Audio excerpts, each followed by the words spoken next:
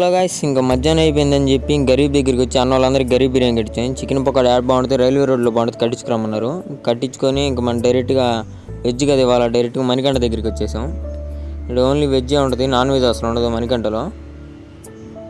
ఒకసారి మీరు ట్రై చేయండి. ఒకసారి ఇచ్చి మనం 100 రూపాయలు ఇచ్చి టోకన్ తీసుకున్నాం. 2 50 రూపాయల బాక్సులు కట్టమనం.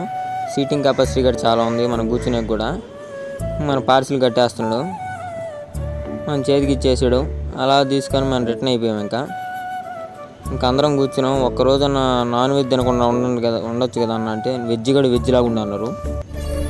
సరే తరలే, ఎన్నెన్నో అనుకుంటాం, అన్నీ జరుగుతాయి ఏమిటి.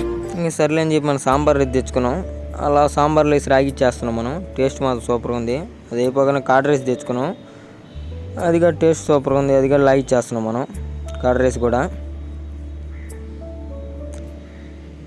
ఇంకా అన్నోళ్ళు కూడా మనది అయిపోయింది, అన్నోళ్ళది కూడా అయిపోయింది. ఇలాంటి వీడియోలు మంచి కానీ లైక్, షేర్ అండ్ ఫాలో.